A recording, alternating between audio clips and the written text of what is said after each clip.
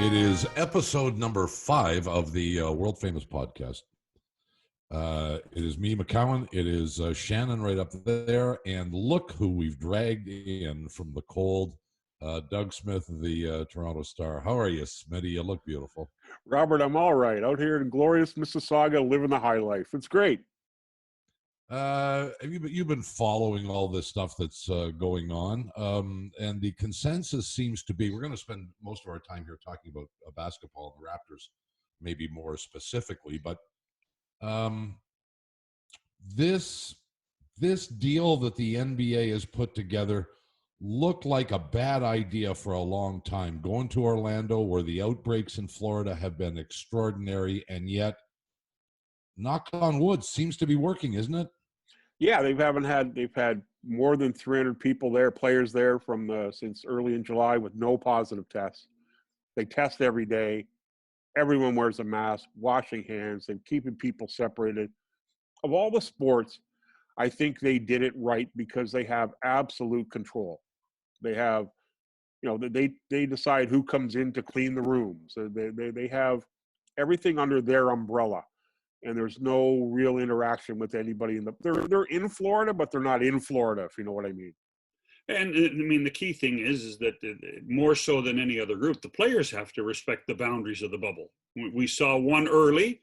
That didn't and probably didn't realize. And now everything seems to be really on track. And maybe that first one was the one that really made it all work. Yeah, we talk to players every day, Raptor players, and I get on Zoom calls with other teams. And the players have really bought into it. And they also know that they're self-policing. The league has parameters and borders set up, if you will. But the players are telling themselves and each other, hey, don't screw this up. Because if one guy messes it up and 10 guys get it, we got to stop, and it's all been not worth it.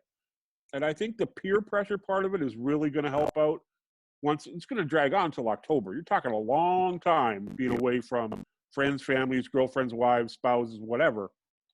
And I think the self-policing aspect of it's going to be really important. Now, Doug, there is the anonymous chat line, though. There's the anonymous chat line. You can snitch on your guy on your teammate or your opponent.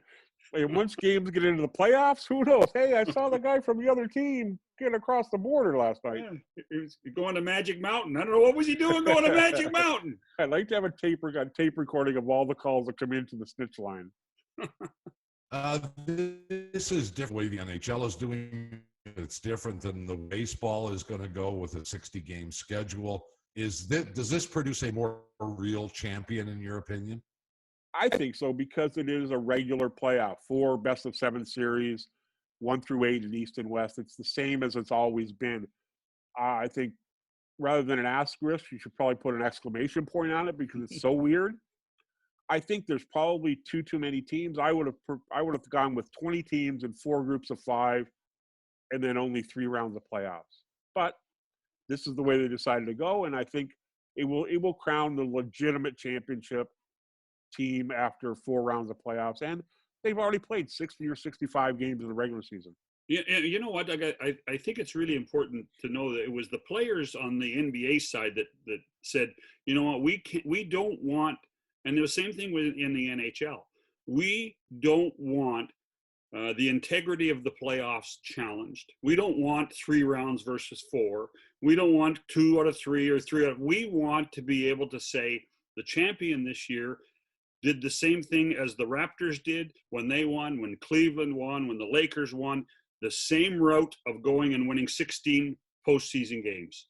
Yep, and they're going to, same schedule, play every other night. It's going to be the same seeding system, the same bracket system.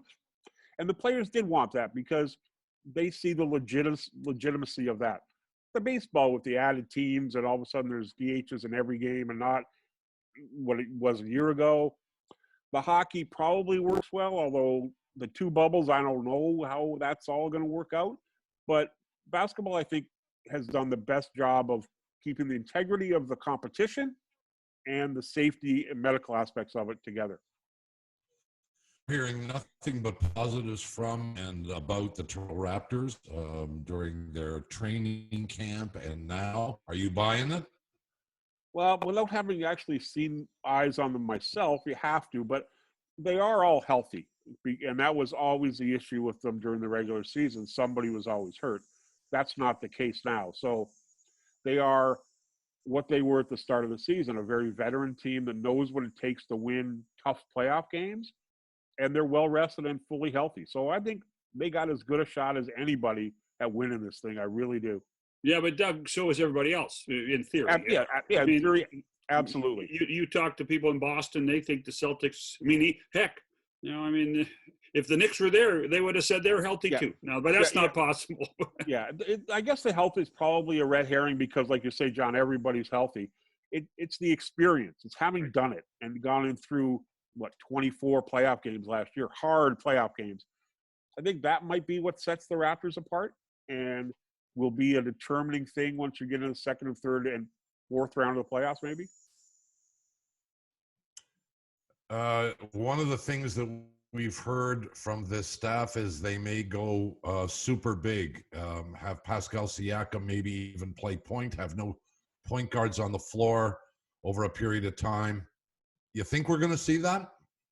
No, I think we'll see it in the 3 scrimmages and maybe some in the 8 seeding games. And when push comes to shove, Kyle Lowry's got to play 46 minutes because he's their best player, or 44 minutes or 42 minutes. It's a trick. It's a scheme. It's a thing you might throw for a couple of minutes in games that really don't matter. But once the playoffs get here, it's going to be the 8 or 9 guys who are your best 8 or 9 guys who are going to play every night. And does it make any sense in their regular spots. Does it make any sense to have Ibaka and Gasol on the floor at the same time? Yeah, that's worked in the past. It worked this year a little bit. They didn't get a chance to do it much because Mark was hurt. But I think you'll see that a lot. And you'll probably see them with Siakam and maybe OG Anunoby and a point guard. That'll be their big lineup. And I think Ibaka and Gasol will be very effective against a team like Philly or a team like Milwaukee that's really big too with Lopez and Antetokounmpo. Oh, and you just mentioned 2 guys that for most of the season or part of the season we didn't see much of, and that was Gasol and Anunoby. I mean, both guys, they could that really changes the personality of this basketball team. It does. Gasol is remarkably lighter and thinner and more muscular at the moment. I think he's a huge key because he hasn't played, 1 basketball game since January 29th. Mm-hmm. So him being at full speed and his very best is a huge for this team. Anunoby's going to have to guard the best player on the other team the entire time in the playoffs. And that's going to be a big question. Can he do it consistently and well enough, having really no experience at it at all?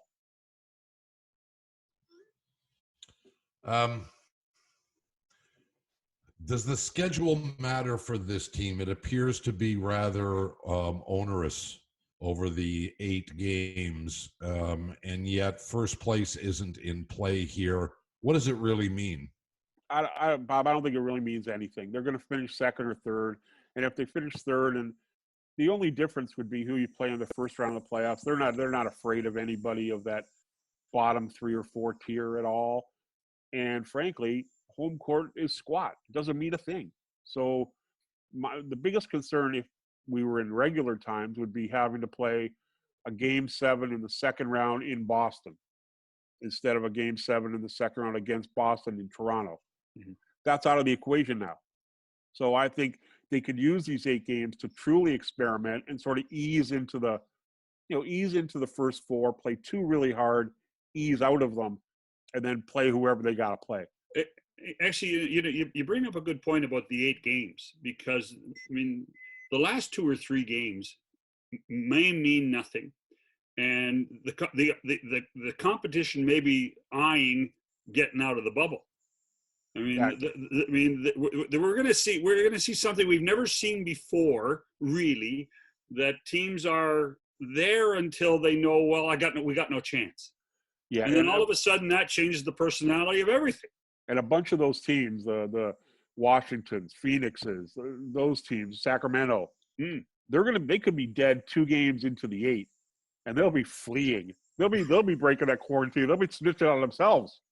Well, and then you have the issue of, okay, if they're going outside the bubble, I want to raise a red flag here, but if they're starting to go outside the bubble, is what they bring back in because they still have to play games. Yeah, exactly, and that's where the daily testing comes into it, and that's where the the integrity of the people comes into play, and the integrity of management of these teams that are just playing 4 games, frankly, for nothing.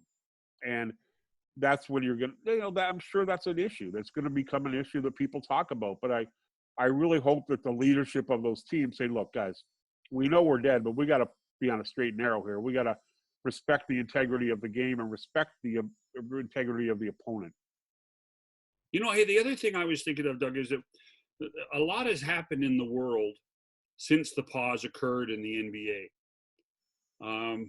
What kind of effect do you see that having? When you talk to people between, the George Floyd situation and Black Lives Matters, there have been a lot of these guys have been outspoken a lot of time, but now they're getting back and getting the spotlight. What do you think we'll see there? I think you'll still see all of them talk about social justice issues and racism every day. I think they will be competitive when they're on the court. They will play their stones off because that's what they do. But they will use this platform collectively. This isn't going to go away. The Black Lives Matter and police brutality and racism, racial issues is not going to go away because they're playing. In fact, it will be more enhanced. But the competition on the court won't suffer. In the East, you can easily point to a Milwaukee-Toronto final. Boston is capable. Philadelphia is capable. I'm not sure if there's anybody else. Is there in the East? I think Miami could be sneaky, although they got kids. The Nunn and Robinson are young players, and I don't know how they handle the playoffs, but these will be such strange playoffs. I don't think anybody knows. But I do think Toronto and Milwaukee are the cream of the crop. Boston is really good. I'm still not sold on Philadelphia because I think the longer they have to play together and stay in hotels for length of time with each other, they'll come to hate each other. Well, they hate each other more. Yeah, that'll blow it up. That's a team that could just implode by personality wise. So Toronto, Milwaukee, and Boston are I think to me the by far the 3 best teams in the East. Smitty, the thing that intrigues me, though, is, the 2 LA teams look like they were on a one-way ticket to meet each other in the Western Final. And yet, since, it was that way until the middle of March when they shut down. Since then, I've heard all kinds of people opine that there are at least a couple, maybe several teams that could upset the apple cart in the West. Do you agree? I still think the Lakers and Clippers are head and shoulders better. Although without Pat Beverly, takes a little bit away from them. They got some guys who are not in the bubble, not there yet, or not coming back. But they have the best players in LeBron and Kawhi. I think they're the best 2 teams. It would be a monumental upset for any other team to be in a West Final, I think. Speaking of Kawhi, do you think, and I'm not suggesting, but do you think there are any regrets with him? No, I don't think. I think he's lived a great life, had a great year around his family, been on a successful team, got everything he wanted. I think he's very happy for the people in Toronto, but I think he's very happier for himself living at home with his family in LA. I haven't thought much about it, but it occurs to me that the dream for Canadian basketball fans would be the Raptors against the Clippers in the NBA final, if only to see Kawhi on the other side of the floor. Who do you put on Kawhi if you're the Toronto Raptors in the playoffs? OG. I'll let him see what he can do. He's almost as big, not as strong, but he is a tough kid. He's tough-minded. Heck, he guarded LeBron in the playoffs 2 years ago. He would be the guy that I would give that assignment to, start to finish, and see how he does. And maybe you got to change it up, and maybe you got to use Pascal at a time, but OG would be the guy. Actually, just to follow up on that, who do you think of this current Raptor roster learned the most from Kawhi? And we'll see that in the playoffs. I think probably OG would probably be one, although we didn't play in the playoffs because of the appendicitis last year. Right. I think the other one who learned a lot was Pascal Siakam. And not in the actual shooting, passing, dribbling facet, being a professional and handling the responsibility and going about your business in a business-like manner. I think Kawhi, in that respect, was a great leader, by example. Never spoke, but he showed up at 9 o'clock every morning and got all his work in. Never cheated the game once. And I think that rubbed off on a young player like Siakam.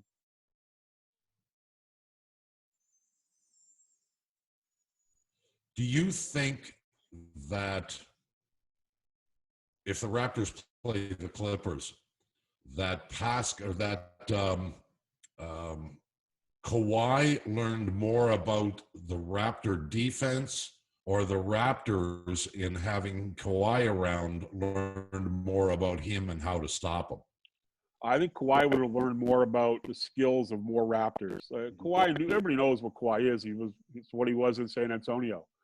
I think he would have learned secrets, practicing and being around these guys every day, how to stop them and how to get in their heads, what kind of help he needs to stop them. And I think he'd be a very, very valuable tool for Doc Rivers.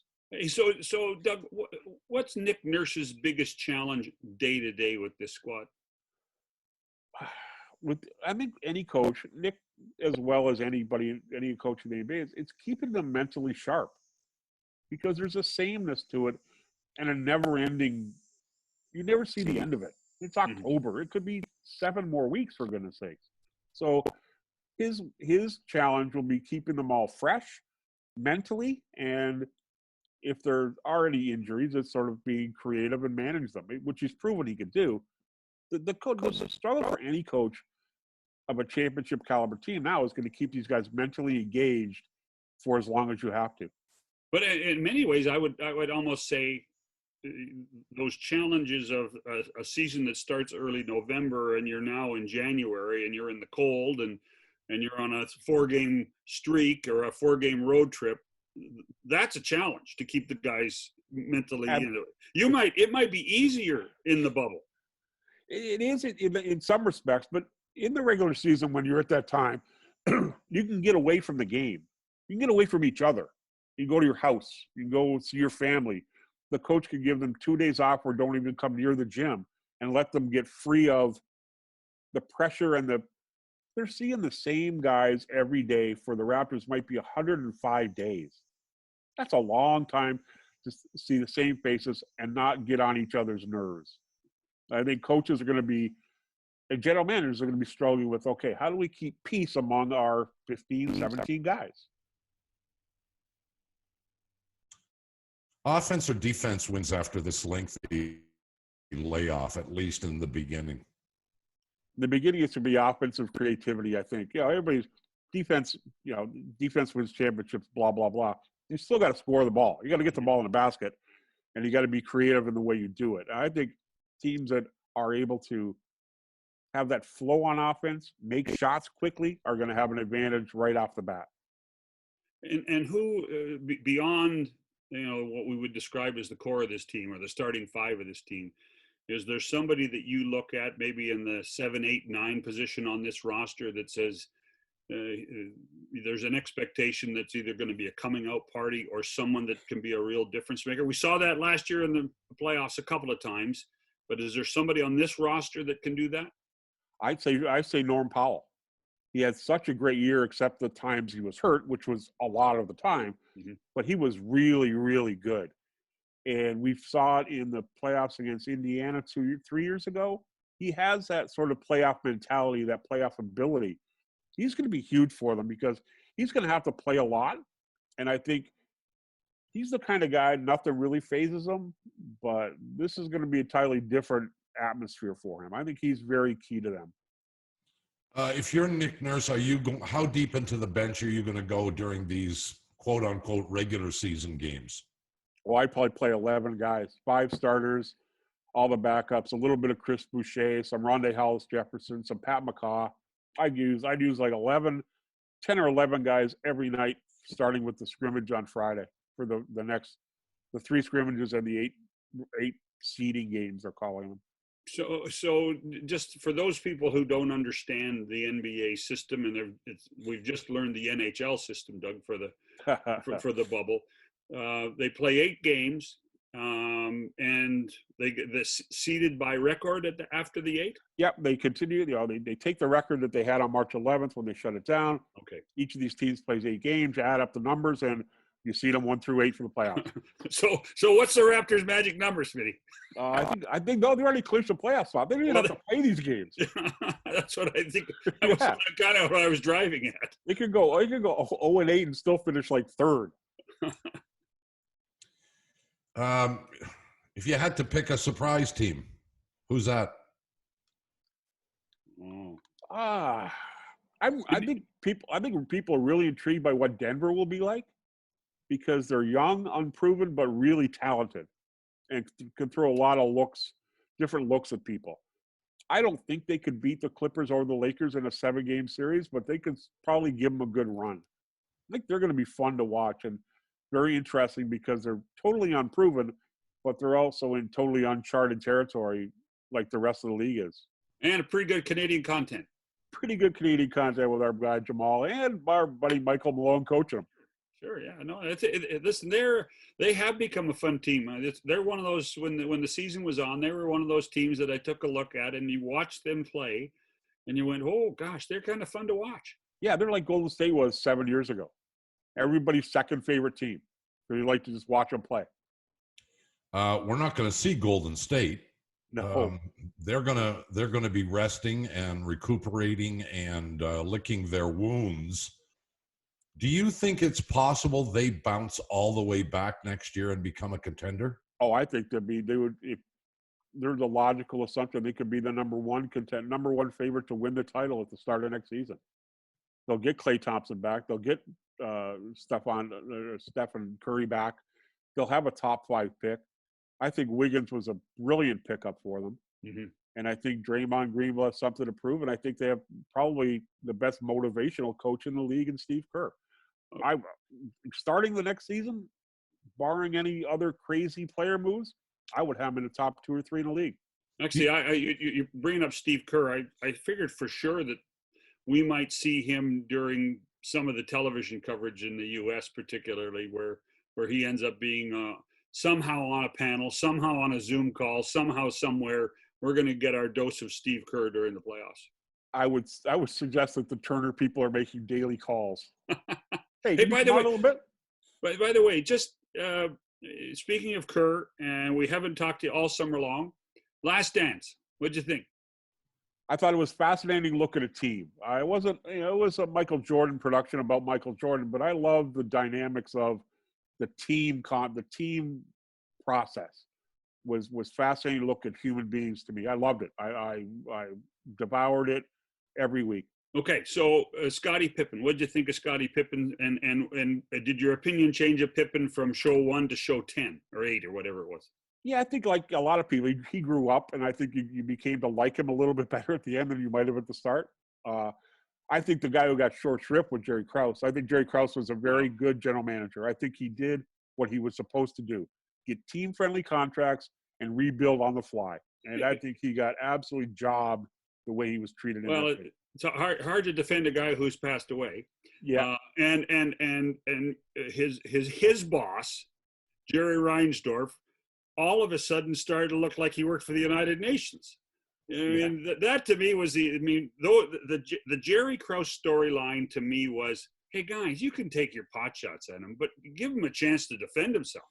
Yeah, and then Jerry Reinsdorf didn't. Yeah, there was a lot of piling on there.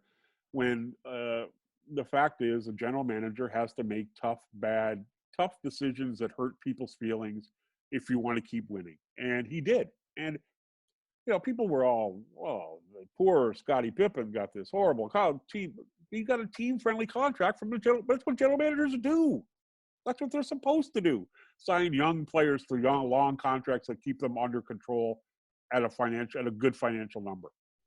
I thought the least surprising part of it was Rodman and his shenanigans, because we all knew what Rodman was doing at the time, didn't we?